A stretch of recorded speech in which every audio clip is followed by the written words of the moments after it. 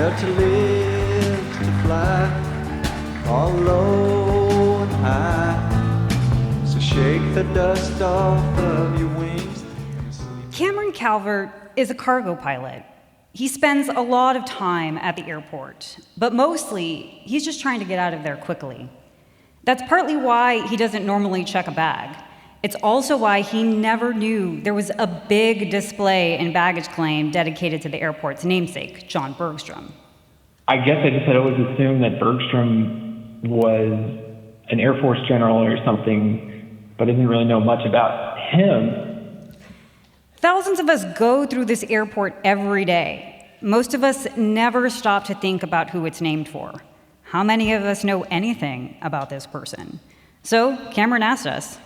I want to know more about the namesake of Austin Bergstrom Airport.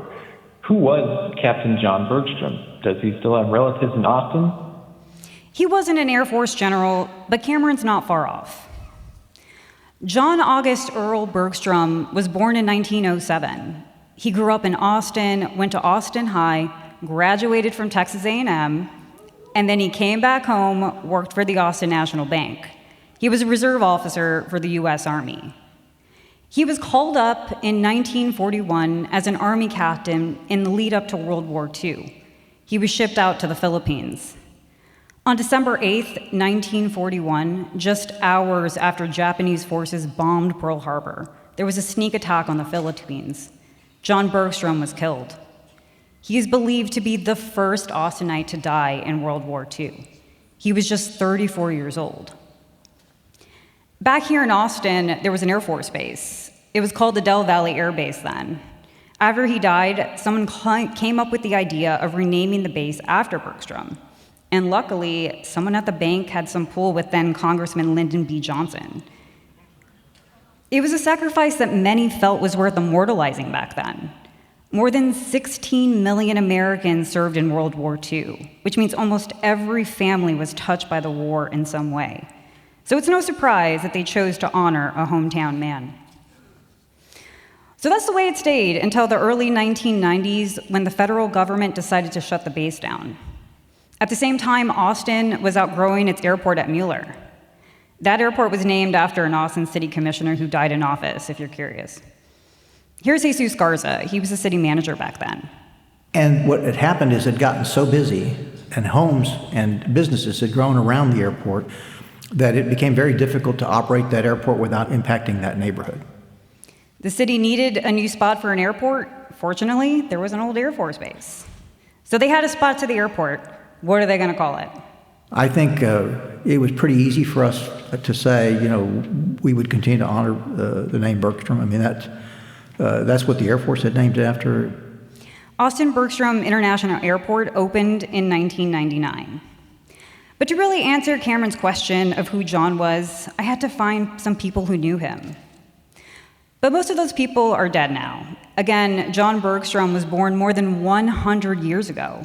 He never married or had kids, so the closest relative I could find was a second cousin. I'm Bonnie Bergstrom Smith, and I've lived in Austin basically all my life. Bonnie is 90 years old. Her grandfather and John's dad were brothers. John Bergstrom, or Earl, that's what his family called him, was much older than Bonnie. Earl's mother died when he was just 5 years old. That's when his father moved him and his younger sister from the family farm to the city to a 2-story house on 17th Street. Bonnie remembers going to Earl's house as a child. He was a great electric train aficionado, and one of the rooms upstairs was devoted to his electric train collection. I mean, he had everything. She also remembers the car he drove. Earl drove this Ford Model T of some kind. Okay, I'm not a classic car expert, folks. My dad is a mechanic. That's as close as I get to car knowledge. And we're not even sure this is the same car Bonnie remembers him driving. But she does remember always hearing that old car drive by the family farm. You could hear Earl putting up that hill on his way to Elgin, Texas, where he had a girlfriend. And so my brother would always say, well, Earl's got a date tonight. I can hear his car. Bonnie's brother Arthur would probably remember Earl the best. Arthur always saw him as a big brother. Arthur died several years ago, but his children are still here. I am Anne Marie Bergstrom Hunt, and Earl Bergstrom is my first cousin, twice removed. Anne grew up hearing these stories of the train set and the loud car from her father. She's got stacks of family memorabilia. Among them, she has probably what's the last known photo taken of Earl before he shipped out to military training. And she has loads of books and letters telling the history of her great uncles and cousins. She even helped her father find a proper place for the Purple Heart that was awarded to the family. He had Earl's Purple Heart in his underwear drawer for many years. My mom said, we've got to donate this. It now sits in the display in the baggage claim at the airport. In another universe, the airport was never even named for Bergstrom. Bonnie remembers there being at least some debate. People were making all kinds of suggestions what to call the new airport. Barbara Jordan, the first black woman elected to the Texas Senate. Congressman J.J. Pickle. I mean, could you imagine that? Yeah, we were this close to having the Pickle Airport. Over the years, people have suggested renaming it after, like, LBJ. I guess a school, a highway, and a runway at the airport aren't enough. There was even an idea to call it Willie Nelson Airport. But none of those ideas went anywhere. So I have been very pleased that they kept the Bergstrom name. It is one of the last few things that keeps his memory alive.